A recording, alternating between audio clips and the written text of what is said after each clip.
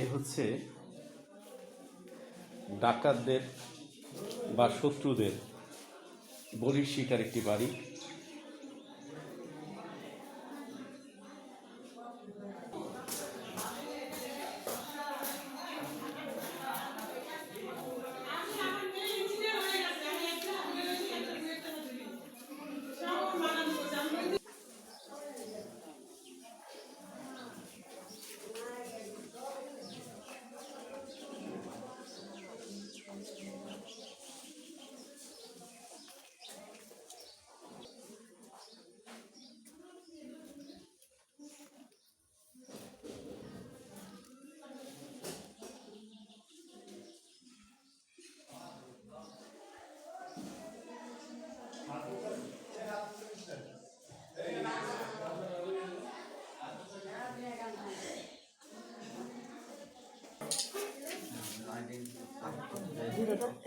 এটা ধরে আস্তে আস্তে ওই পর্যন্ত যাবা।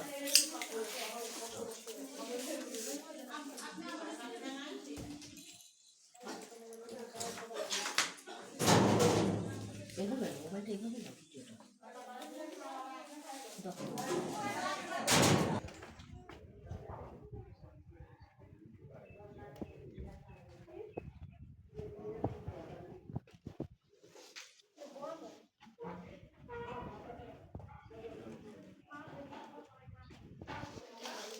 আপনার কি ক্ষয়ক্ষতি হয়েছে? আমার ক্ষয়ক্ষতি বলতে আমার এই যে দেখতে আছেন আপনারা যে ক্ষয়ক্ষতি, আমার এখানে 50 লক্ষ টাকা ছিল। আমি দোতলার কাজ ধরবো, দোতলার কাজ 50 লক্ষ টাকা ছিল। আর 15 ভরি স্বর্ণ ছিল। 15 ভরি স্বর্ণ আমার মেয়ে বিয়ে দিয়েছি 1 বছর হয়। আমার মেয়ের জামাই ফেরানছে। আমি 25 বছর বিদেশ করি, 25 বছর যাবৎ বিদেশ করি। মানে যাবতীয় যা ছিল স্বর্ণ গয়না সব নিয়ে গেছে আমার। আমার মেয়ে ছিল বাসায় একা, আর আমরা কেউ ছিলাম না। আপনার নাম কি? আমার নাম আসানুল্লাহ। আপনার যে এই ঘটনাটা ঘটলো, এটা কি আপনার মনে করেন যে শত্রুতা হয়েছে না ডাকাতি হয়েছে? ডাকাতি হয়েছে। আমি তো মনে করবো ডাকাতি। মানে কোনো আপনারা কি চিনতে পেরেছেন? হ্যাঁ, চিনতে পারছে। আমার মেয়ে চিনছে সম্পূর্ণ, আমাদের গ্রামেরই সম্পূর্ণ। ওরা জানে যে আমরা বাড়িতে নেই, পুরুষ পোলা কেউ বাড়িতে নেই, এই সুযোগে বাস। আচ্ছা, আমরা আরেকটি বিষয় জানতে পেলাম, সেটা হচ্ছে আপনার যে ডাকাত দল এসেছিল তাদের আগে নাকি পুলিশ এসেছিল। পুলিশ আসে। পুলিশ আসার পরেই 10 মিনিট পরে এই ঘটনা ঘটছে। তারা জানে যে আমাদের বাড়িতে কোনো পুরুষ পোলা নাই, ওই সুযোগে তারা এই কামগুলো করছে। পুলিশ কেন আসলো? পুলিশ আসছে আসামি ধরতে। আমি আসামি।